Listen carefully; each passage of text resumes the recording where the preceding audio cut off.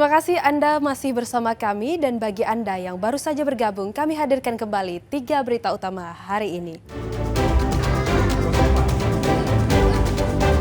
Meski menu makan bergizi gratis terus menuai polemik di berbagai daerah, beberapa sekolah di Kabupaten Aceh Besar masih berharap program MBG berlanjut.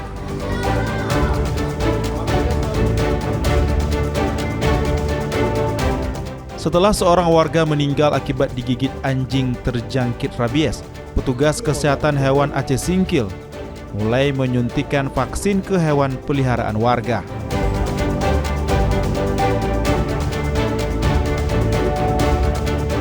Seorang warga di Kabupaten Aceh Besar meraup penghasilan dari hobi budidaya ikan lele yang terus diminati pasar.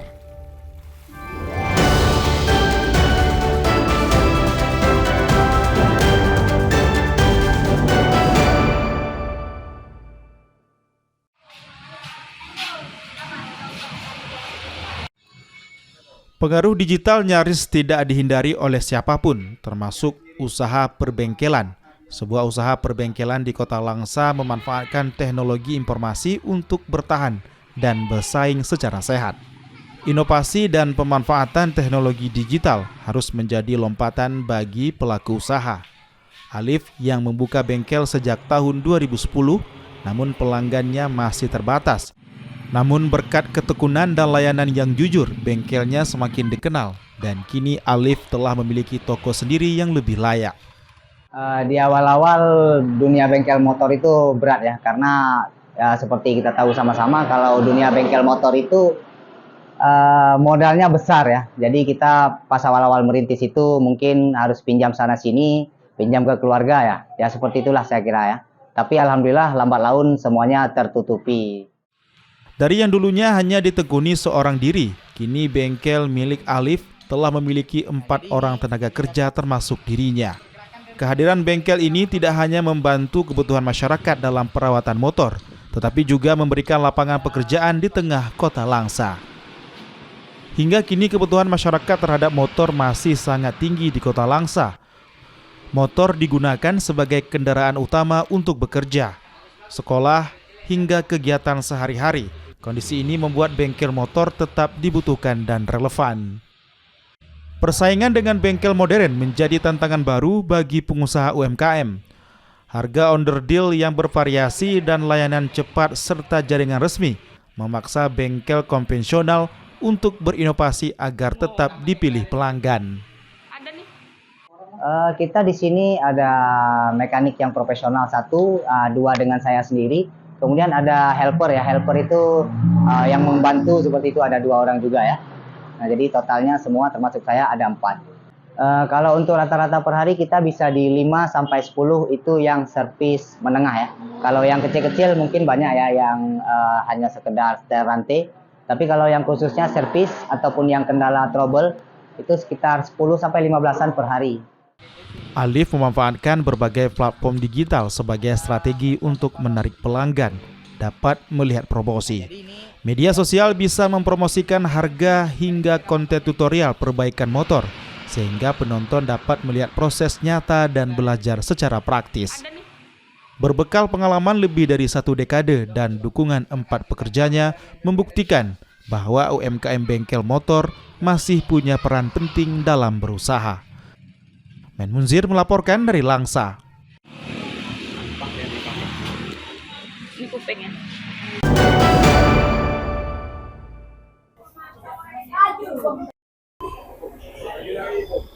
Jika biasanya menyantap gorengan hanya berada di warung kecil, di Aceh Besar ada suasana berbeda. Sebuah kantin di samping landasan Bandara Sultan Iskandar Muda memberikan pengalaman unik. Menikmati pisang goreng hangat sambil menyaksikan pesawat yang mendarat dan tinggal landas. Inilah kantin Cutbit yang berdiri 5 tahun lalu dan kian viral dalam 2 bulan terakhir. Setiap sore pengunjung terlihat memenuhi meja-meja yang berada di tepi sawah.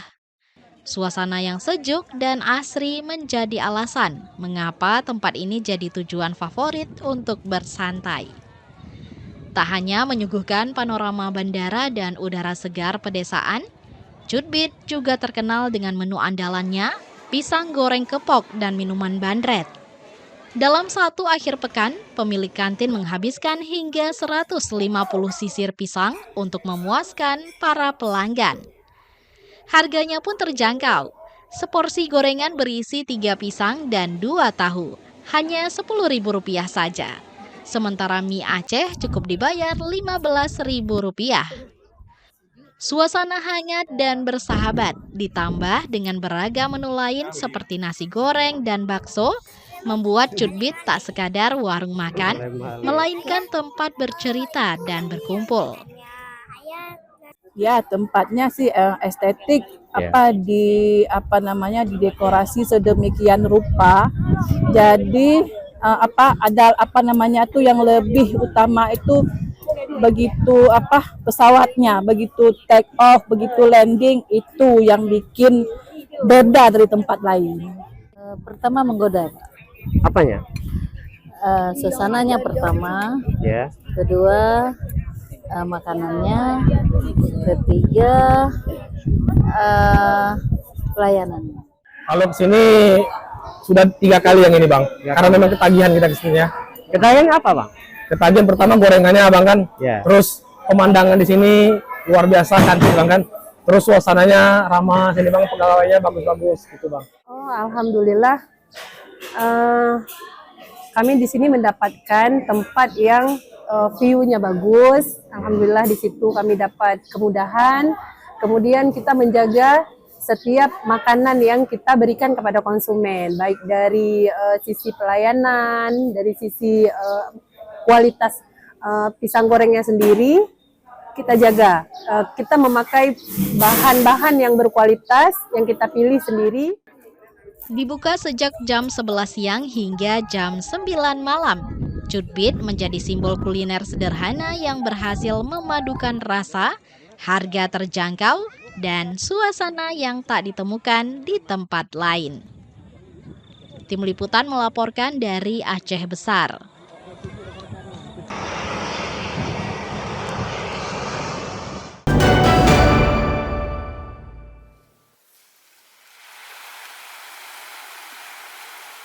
Membudidayakan ikan lele menjadi pilihan hidup bagi Supriyadi di Aceh Besar. Bukan sekedar bisnis, namun juga sebuah perjalanan panjang dari hobi hingga menjadi sumber penghasilan yang menjanjikan. Di atas lahan desa Lamkeneng, Kecamatan Darussalam Aceh Besar, Supriyadi bersama sang abang mengelola 7 kolam lele yang saat ini berisi sekitar 56.000 ekor. 6 kolam baru juga sedang dalam proses pembangunan. Hobinya ini sebenarnya sudah dimulai sejak 2008. Namun keterbatasan lahan membuat usaha ini sempat terhenti, hingga akhirnya kembali dikembangkan secara serius 5 tahun lalu. Lele dipilih bukan tanpa alasan. Harga pasar yang relatif stabil di angka Rp22.000 per kilogram menjadi jaminan bagi keberlanjutan bisnis, apalagi adanya agen penampung yang siap membeli hasil panen dalam jumlah berapapun, membuat roda usaha ini terus berputar.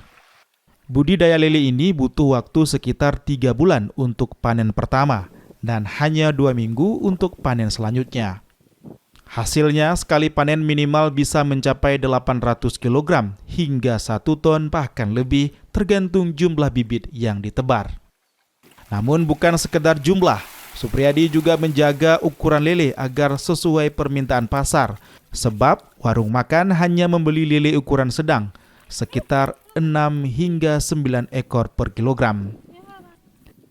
Prospeknya secara pasar kita di Banda Aceh ini lumayan bagus ya, karena lele ini harga stabil, jadi harganya 22.000 ya, segitu terus, harganya nggak turun nggak naik, emang gitu harganya. Jadi lagian penampung juga ada agen yang menampung. Dia agen yang menampung ya, berapapun kita panen mereka mau terima, mau tampung. Karena itu yang paling utama. Jadi kalau nggak ada yang nampung ya sama aja kita pelihara, mau berapa kita pelihara kan nggak efektif lah kan, nanti nggak ada yang ngambil kan, kasihan. Karena dia ukurannya udah 5 sekilo 4 atau sekilo 3 ekor itu udah nggak laku lagi. Lebih dari sekedar bisnis, bagi Supriyadi budidaya lele adalah bukti bahwa konsistensi dan kerja keras bisa mengubah hobi menjadi sumber rezeki yang berkelanjutan. Tim Liputan melaporkan dari Aceh Besar.